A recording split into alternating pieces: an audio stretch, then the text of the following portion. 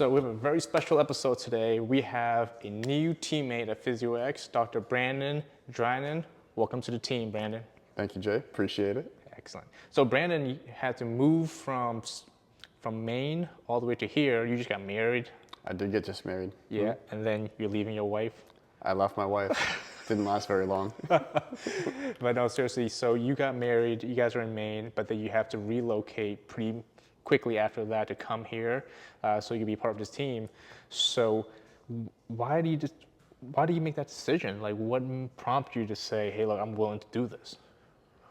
Well, there's a few factors that came into play. It was always in the plan for us to relocate back to Massachusetts. We're both from the Cape, and my partner wanted to be closer to her family. And then when you guys posted the job on social media, I was like, I gotta throw my name in the hat and just see what there is to offer. It went really well with Adrian, went really well with you. We did the in-person. I guess I did well enough to get the job, and I told Sarah, and she was like, you just gotta do it. And I was like, I know, but I just wanted to make sure it's okay with you. So, 2 months later, here we are, tea time. Amazing. So actually we met even before that. We did. We were at a course together. We're at a Zach Couples course. Shout out to Zach. The human matrix. Yeah, shout out to Zach. So we're at Zach Couples course. It's a high-level biomechanics course. So going in there, I know everyone in that course is really passionate about helping people. That's really passionate about just learning more about the human body and how we can best, utilize what we know and get people to where they need to be. So first of all, what do you think about that course anyways? I thought it was really good. It really opened my eyes into the importance of not only ribcage mechanics, but more importantly, sacral mechanics and how that can influence just about everything we do in PT. Right. So how long you been a PT for now? I've been a PT for about 3.5 years. Excellent. And before that, you were also a personal trainer? I was a personal trainer for 2 years before I went to PT school, and I did some personal training while I was in PT school. Right. So altogether, how many years under your belt now as a trainer? As a trainer since 2016, so working about 8 years, 9 years. So like you, I was also a personal trainer before I went to physical therapy school, and I found that to be really not an easy transition, but it made a lot of sense that for a personal trainer to move into physical therapy, it makes a lot of sense. But what was interesting when I got to PT school is that I saw a lot of my classmates, who a lot of them never stepped foot into the gym. So, and I had assumed that every physical therapist in the practice are gym people. Right. But that's really not the case. It's not, Yeah. no. And I think my personal training experience is very important, not only for like the hands-on, like the biomechanics of it, but just kind of the interpersonal relationships. And I think that's another area where people that transition straight from undergrad to graduate kind of fall short. They don't know how to work with people as well as someone that has 2 years of experience. So that's something that I valued quite a bit. Yeah. Right, because you're able to connect with this person. What I find is that the trainers and the clients, they build some of the strongest relationships. Absolutely. I think, and I think that's something that was missing in physical therapy when I got my first job, is that it didn't feel like that connection was there. There were a lot of people coming through the door who have pain, and we're seeing a lot of people in a certain day, and there wasn't really time to really foster that type of relationship or build that type of trust that I would do with a one-on-one personal training client that I see for an hour once or 2 times a week. Do you find that to be the case for you in your experience? Yeah, I just felt like physical therapy was a bit more, I guess, transactional could be the word. So you only see those people 3 to 6 months, maybe even less than that. So I had that yearning after my first year of being a physical therapist to get back to personal training. So I would discharge someone from care and they would be like, well, what's next? And it's like I kind of had to figure a way to bridge that gap. So I put my personal training hat back on and started fostering those relationships with people. And I still train those people to this day, even though I'm not in person in Portland anymore. I still train about 5 or 6 of them online because of the relationships I did build with them. So they were extremely fruitful, and I love that aspect of personal training. I really do. It's just the relationship building. Yeah. So what got you into physical therapy? Was it because you were a personal trainer and it just seems like the next logical step? Yeah, I mean, I think if we want to get into the nitty gritty of it, it really goes back to when I was like 11. I was a pretty obese kid. Oh, you were? Yeah, I wouldn't have. I wouldn't have guessed based on just how you look right now. that's because I'm a fat kid on the inside, still running away Oh, from it. okay. Yeah, Cheez-Its and Diet Coke, man, pretty awesome. Yeah. But 12 years old, I kind of started working out a lot. I hit a growth spurt, got into some really good shape, and I had a really helpful gym teacher in high school that helped me a lot with the gym and made me really interested in it. And then I sustained an injury in football my senior year, and I went to a physical therapist, and he kind of just had me lying on the table, did like a lot of Graston work on my glute and my hamstring. I'm like, how is this going to get me back to football? So I stopped seeing him. I went back to my gym roots, and through a lot of trial and error, I was able to get myself better. I was like, man, this needs to be part of physical therapy. So I did my undergraduate in kinesiology. I was a personal trainer for 2 years, but then I'd kind of meet these people that have these aches and pains, not really like totally eliminating them, but they'd shy away from certain things. And I just felt like I was kind of doing a disservice to them because I wanted to have a wider scope of practice. So I was like, I still know I want to be a personal trainer in at least some capacity, but I need to have a greater scope so I can help people so I don't lose them, because I think my overall goal is to keep people moving for life in the way that they want to and whatever is meaningful to them. So I went to PT school to get that scope, knowing that I'd like to kind of marry the two as a physical therapist and a personal trainer. Right. What do you think was the biggest thing that you married together? What aspects of personal training did you really take into your PT practice? Oh, just increasing exercise. From my experience in physical therapy, I saw a lot of manual therapy, and I think that's very, very helpful. But I think that as soon as you get off the table, that might lack carryover if you're not following up with something more challenging. Something that you and I have talked a lot about over the past week is the manual therapy works, but it can be transient in nature, and we need something more challenging to make sure that it becomes stickier. Yeah, I think that's the biggest misconception people have on the world of rehab. People place a lot of emphasis on hands-on therapy, like seeing a massage therapist, seeing a chiropractor who would manipulate your spine, which is all great. But a lot of these things are really transient, and you can feel really good, but after you leave, a lot of these things return back to its baseline. But doesn't mean they're not useful. What people need, like what you mentioned before, is finding a way for those changes to become more permanent. And the only way you can do that is to challenge your body in these new, what we call patterns that you have accomplished through the hands-on work. And yeah, so personal training really just helps you bring that aspect into physical therapy to make that all happen in real time. Yeah, totally. Okay, so tell me more about this gym teacher. So this gym teacher was someone who was really inspirational for you to get you started on this path? Yeah, so my high school, shout out John Bork, appreciate you. My high school had a very small but a very solid gym, and I was never the most athletic person, but I knew through determination and hard work that I could become something. And so that to me was the gym. So if I worked really hard at the gym and I got stronger, that's going to help me get faster.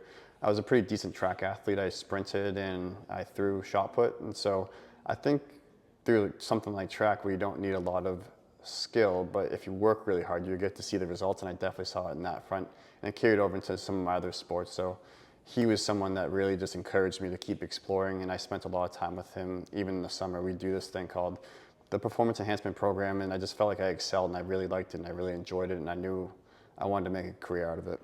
Right. What kind of people do you love working with the most? I like working with people that feel like they don't have a chance, It's like they feel like they're just so far down a rabbit hole that they can't dig themselves out.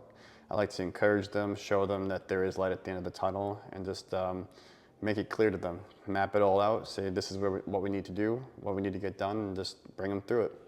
Those to me give me the most satisfaction. Right. The people who feel like no one is able to help them. Right. And they have lost hope Right. that there's something that can be done for whatever pain or whatever that they're feeling in the moment. Totally. Yeah. Okay. Can you tell us a bit of a story about maybe one experience with someone that you work with that really you really helped change your life, and how that felt for you?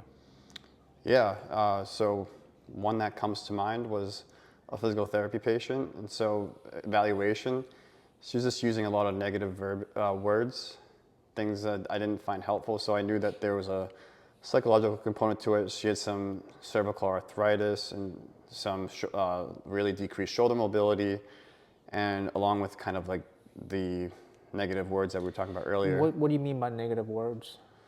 Like, I'm fragile, I can't lift this way, I can't lift I can't do all these things. It's like, well, hold on a second. I think that you can do these things. We just need to reframe and show you a progression that's involved, because you can in fact do all these things. And so a lot of the care was just demonstrating to her that she is a lot more stronger, she is a lot more resilient than she gives herself credit for. And the way that we did that is just through, start at very basic progressions, start with the isometrics, and just kind of build yourself up. And so I worked with that patient and personal training client for about 3 years, and I still see her to this day. And she's a totally different person. Her mentality is a lot better. Things that she wasn't willing to do in the past, like go on 10, 20-mile bike rides, she's doing. Spending time on her sailboat, she's doing, where it was before, whenever she'd look up to be able to navigate the boom or the sails or anything like that, she's doing with ease. And it's just a remarkable story and something that I'm extremely proud of. Mm-hmm. What makes you think people end up in that place where there's so much negative talk? Could be a lot of failure. It could be a lot of stuff that, anecdotal stuff that they hear online about, you can't bend forward. If you bend forward and you lift something heavy, you're gonna blow a disc. So a lot of this kind of like what other people tell them, that, just general misconceptions that people have about what they are and aren't capable of. Right. I love that, because I think words are so powerful, especially the words you use to describe yourself. Because if you tell yourself that you can't do something, well, it's sort of a self-fulfilling prophecy. And you tell yourself, oh, when I do this, it's going to hurt me. And when you do, and it does, well, now that confirms your thought process, and it makes that negative self-talk even stronger. It makes it more real.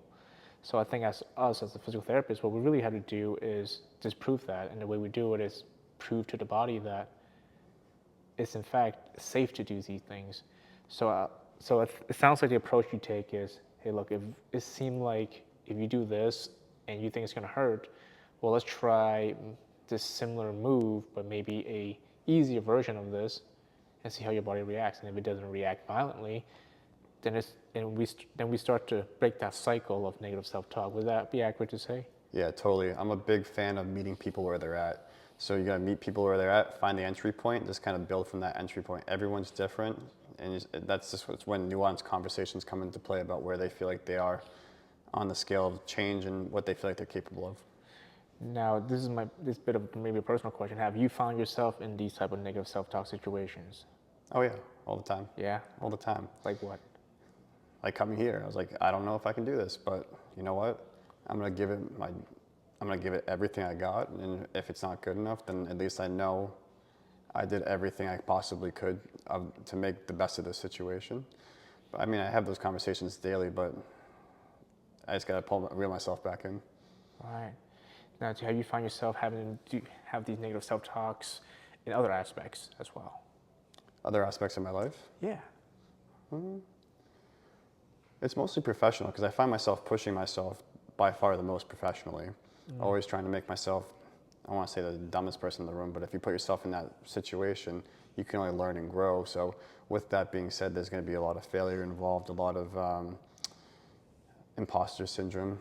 So I feel like professionally is where I feel that by far the most. I feel like in other areas I'm managing. Right. Imposter syndrome is such an interesting, term, because I think we all go through it as professionals. And even to this day, I can say for certain that I still feel it, because you're never going to have the skill set to solve every single problem that walks through the door, right? There's always going to be people coming in with a case so complex, you kind of have to scratch your head. But those are the same cases where you leave and figure it out, and you come back and you grow as a person. So I think having imposter syndrome, to me, is something that's positive in a clinician, because think about someone who don't have it is someone who probably think they have all the answers, and those are the people who isn't going to grow. They also might be the most dangerous people if they think they have all the answers. Absolutely, and I think that was me. When I was first starting out, when I was 15, 16, and I passed my certification to be a personal trainer, I thought I knew everything. And of course, I was humbled very quickly Yeah. within a couple years, and just proved that, I really know nothing at all. And that was super liberating because now I'm like, okay, there's so much more growth that I can have. Yeah, what's that quote? It's like the more you learn, the less you know. Yeah, Yeah, I love that quote. I do too. Cool. What's the best thing about Maine? What are you gonna miss the most? The best thing about Maine, so Portland itself, I was living in Portland for the past 6 years. So it's a beautiful space. They got some good beer, even better restaurants, and the people are fantastic. So I'm just gonna miss Portland in general. But yeah, the restaurant scene's it's pretty awesome. Yeah, we got some good restaurants over here too. No, Oh, no doubt, no doubt. no, you're right. I love Portland, Maine as well. I like Holy Donuts. That's my spot. Oh yeah, you like the potato donuts? They're dense, man. They're dense. Yeah, no, yeah, it's my weakness. I love that. I like duck fat. Duck fat's solid. Duck fat's really good. Yeah, yeah. Their sauces for their French fries unmatched, and they make them all themselves. Yeah. Maybe we'll move. Maybe we'll move to Portland. PhysioX, Portland, Maine. Coming to you soon. That'd be perfect. All right. So so you play football? Yeah. Anything else? Played a little bit of baseball in high school, but then I primarily did track, and the reason why I did track is just because I got to lift more. Yeah. So you sprinted. What else do you do in track? I threw the shot put, so I was the field captain, meaning for anyone that's not sprinting or running, I was managing, well, not managing those people, but I was leading that team. Wow. Yeah. What's your favorite event? I'd still stick with the shot put.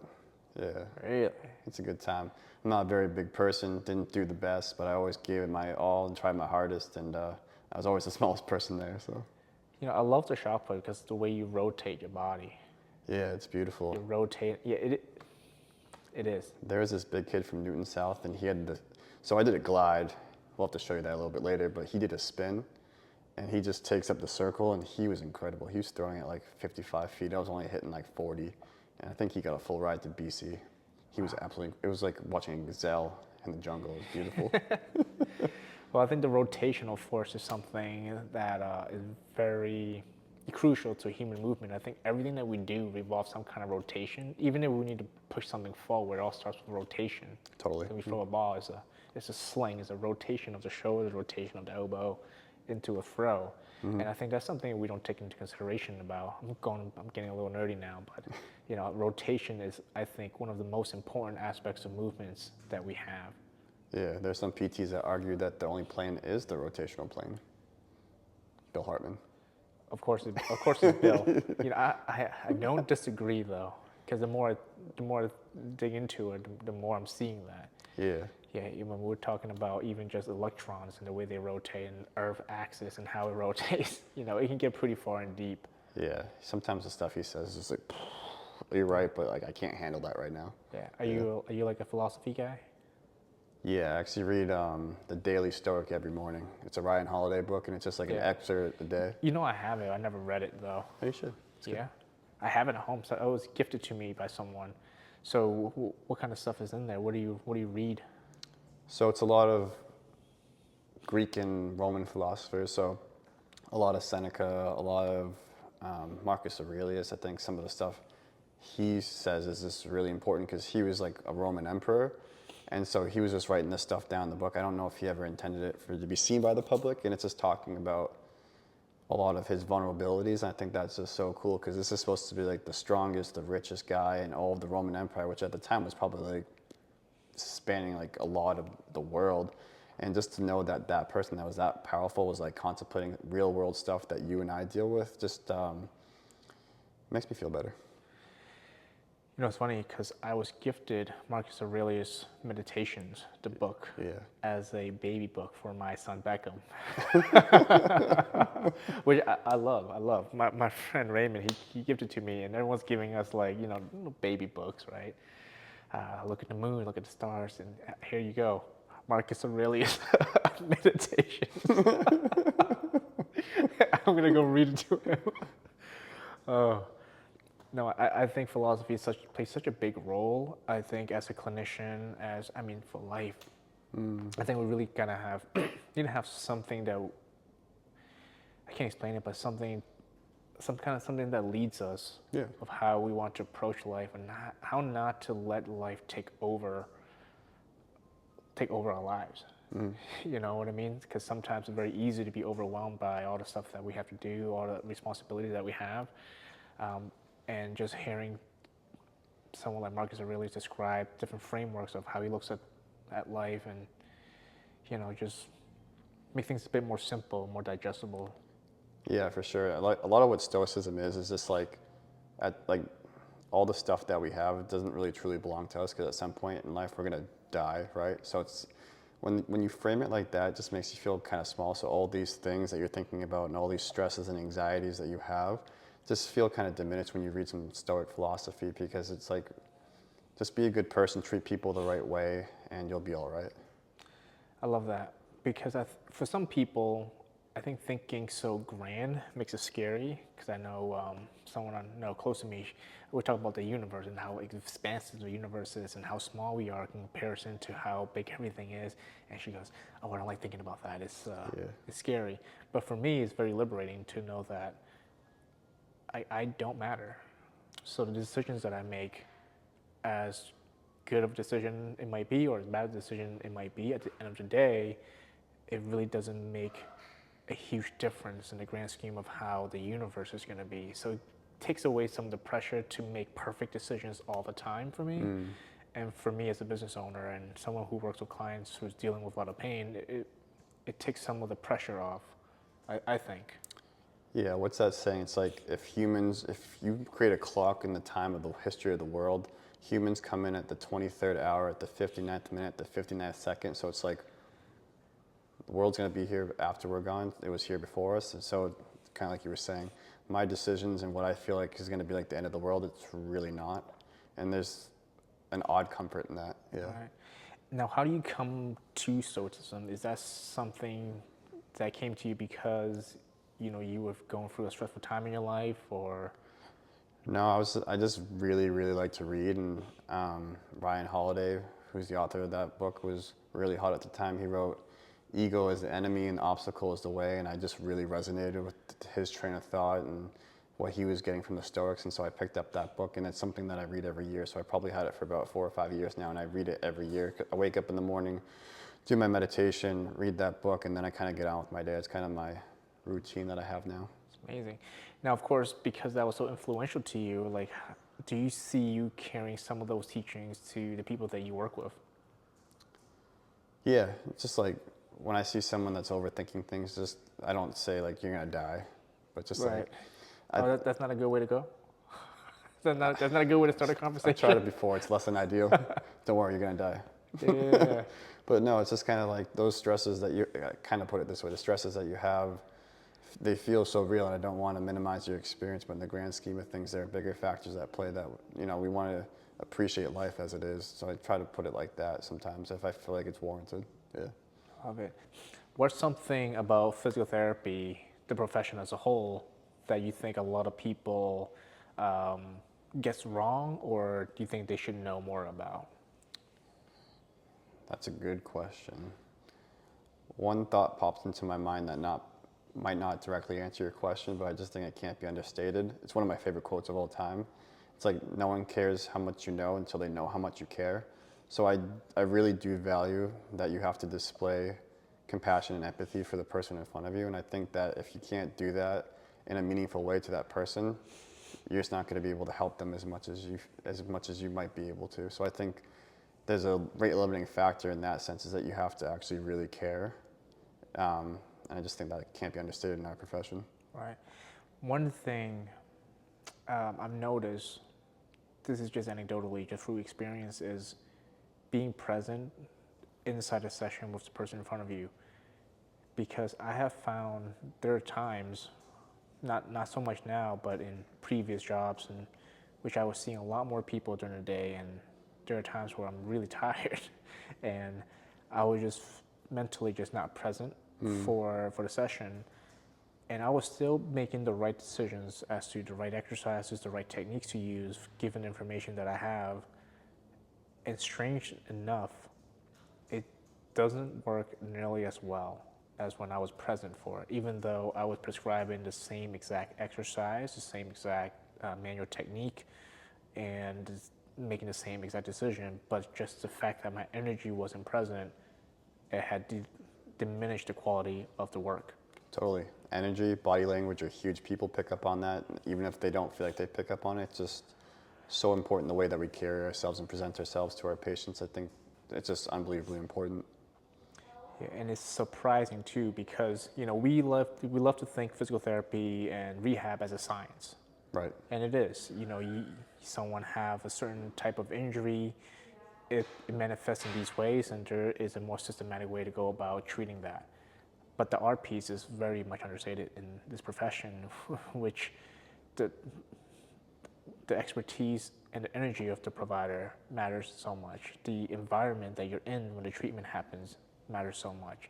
And we have spoke about this earlier, that other aspects of health that's not doing well will affect the quality of the rehab.